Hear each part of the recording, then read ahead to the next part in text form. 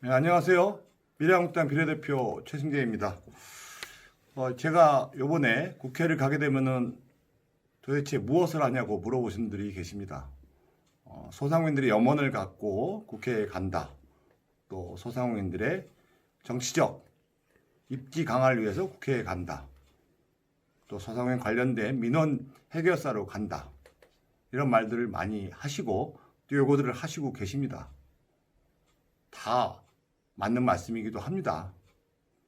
그런데 이래는 또 순차적인 선별이 있어야 된다고 생각을 하고요. 또 중요성에 관련된 부분에 대해서 우선적으로 처리할 사안이 있다고 생각합니다.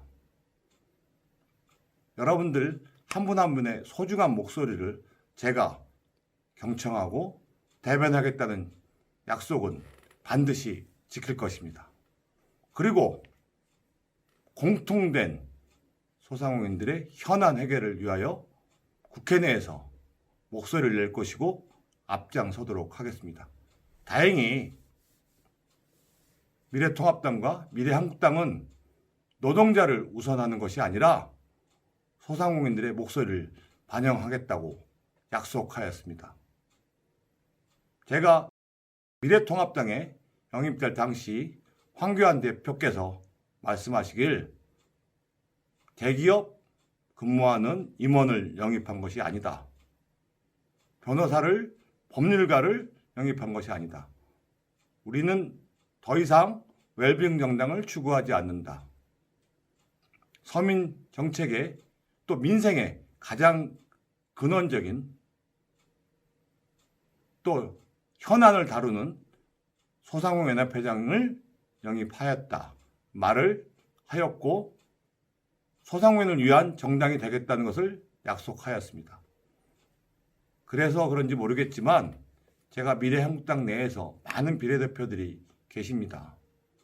각계각층을 대변하고 또 대한민국을 상징하는 분들입니다. 저에게는 700만 소상공인이 있습니다. 그래서 소상공인 현안에 대해서 누구보다도 자신 있게 이야기해주고 있습니다. 과거에 훌륭한 행정가도 계시고 법률가도 계시지만 현장은 잘 모르시더라고요. 현장의 생생한 목소리를 알려주니까 고개를 끄덕끄덕 거리고 최소한 소상공인 문제에 관련돼서는 저에게 많이 여쭤보고 해답을 얻으려고 노력들 하고 계십니다. 지금까지 보수 정당이 시장경제 자유주의라는 미명 아래 자본을 대표하였다면 그 자본의 끝자락인 소상공인을 배려하는 것이고 중요성을 인식하는 계기를 만들어가는 것입니다. 김종인 미래통합당 선대 총괄위원장께서 마지막 담화문을 말씀하실 때 소상공인들의 소중한 의견을 받아서 소상공인들의 민생을 챙기고 소상공인들을 정책의 우선순위로 삼겠다는 의지를 제일 먼저 첫 문장에 넣었습니다. 문재인 정부에 촉구하였습니다. 이 코로나 사태에서 우선적으로 외국의 사례를 인용하시면서 지원을 해라. 우선 살려내라. 이 얘기를 우선적으로 하셨습니다. 급하디 급한 총선 마지막 투표일 전날 그런 말씀을 하셨다는 것은 이 당에 변화가 있었다는 의미이고 앞으로 미래통합당과 미래한국당의 정책의 우선순위가 어디인지를 잘 알 수 있다는 거라고 볼 수 있습니다.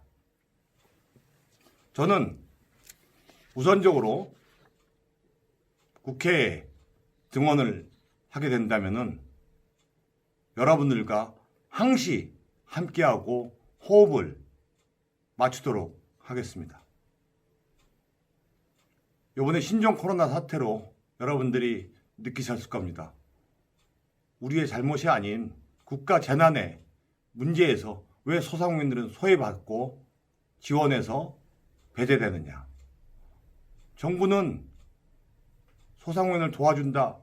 수십조, 수백조 예산을 편성한다. 세금을 퍼준다. 얘기하는데 정작 우리는 왜 아무런 도움을 받지 못하냐.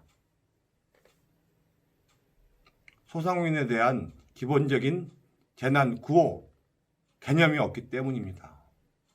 우리가 소위 얘기하는 선진국들은 소상공인들에 대한 체계가 정확하게 서 있기 때문에 굳이 그 어려운 서류를 수십 가지나 챙겨서 3, 4일 길게 줄을 설 필요가 없습니다. 우선적으로 지원을 받고 서류는 나중에 보완합니다. 그리고 소상공인들 매출 떨어진 거 정부가 모릅니까? 세금 걷어갈 때는 그렇게 잘 알면서 왜 모릅니까? 부가세만 비교해봐도 금방 알 수 있습니다. 국세청은 저희 장부와 저희 살림살이를 속속들이 잘 알고 있습니다. 문재인 정부 들어와서 늘어난 건 세금밖에 없지 않습니까? 이득은 줄어드는데 세금만 늘어난 것을 우리 소상공인들은 상호간에 너무 잘 알고 있습니다. 세금 내면 좋죠. 세금은 국가의 국민의 의무입니다. 소상공인들한테 의무입니다. 그런데 왜 우리는 복지 혜택을 전혀 못 받습니까? 이 국가 재난에서 우리는 왜 구호 대상에서 지원 대상에서 열애입니까? 신용등급이 좋아야 물에 빠졌을 때 튜브를 겨우 받을 수 있는 겁니까? 구명조끼를 받을 수 있는 겁니까? 건강한 사람이 우선적으로 물속에서 빠져나갈 권리가 생기는 겁니까? 우리는 그렇게 살지 않습니다. 어려운 사람, 힘든 사람부터 배려하고 구해냅니다.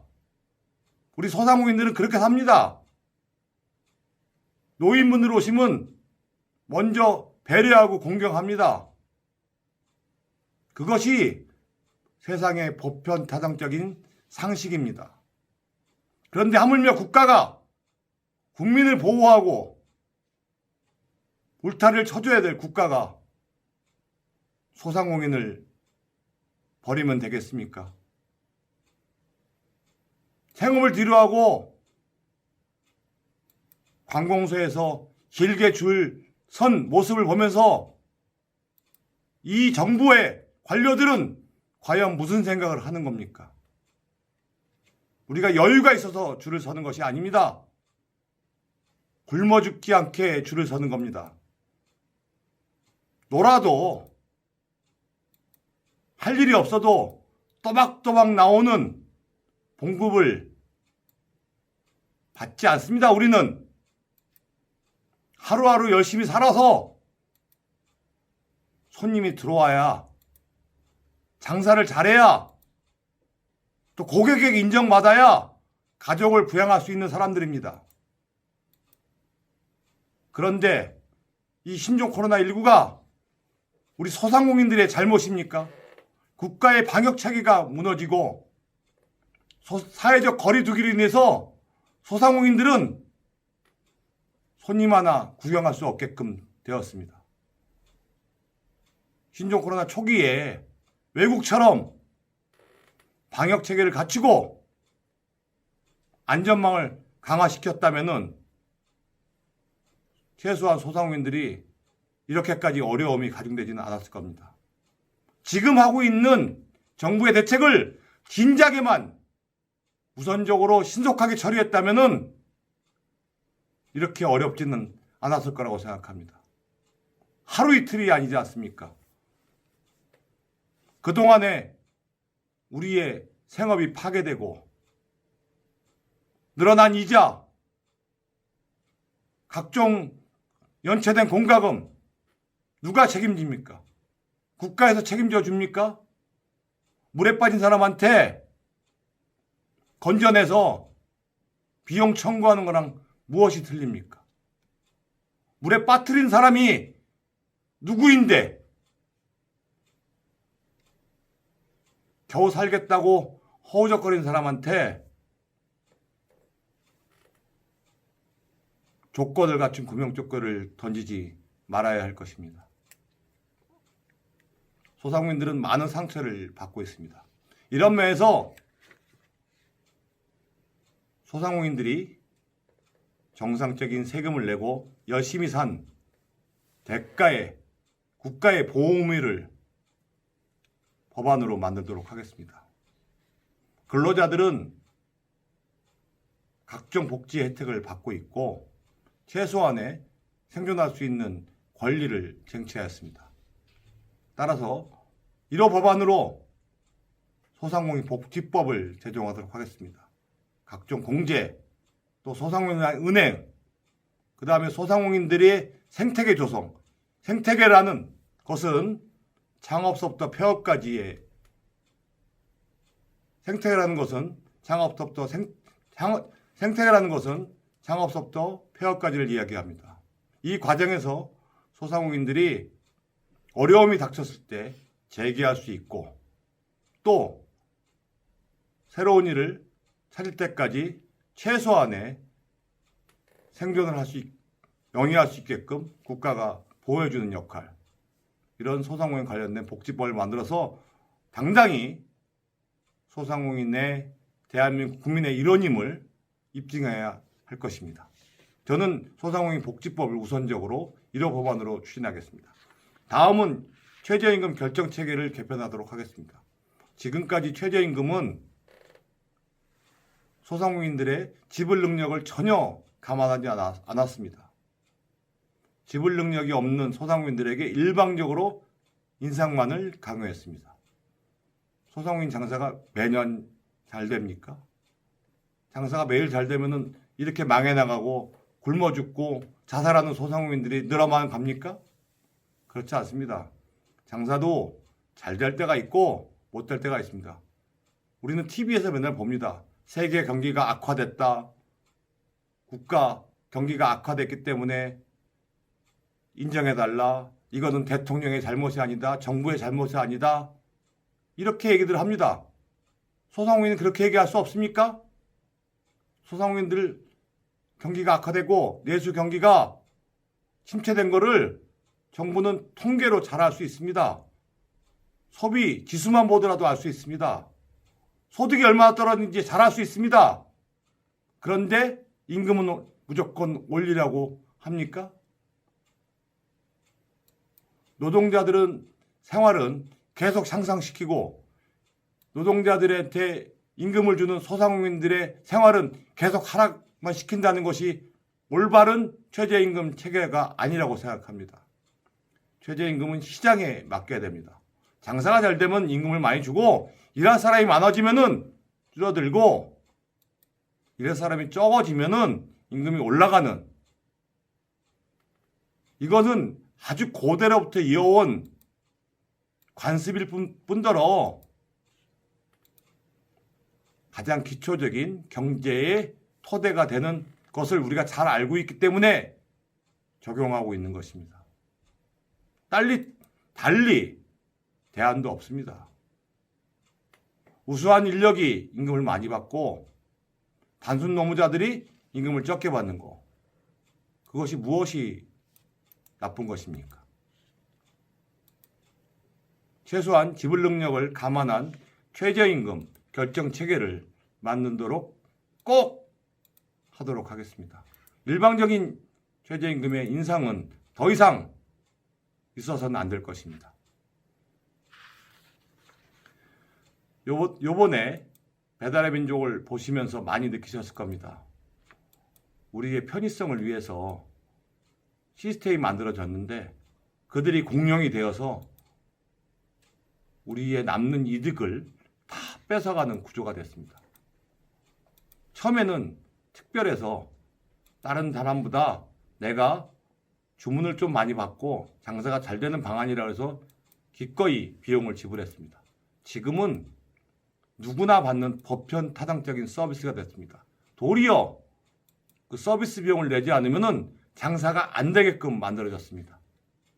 그런데 여기다 비용을 많이 내도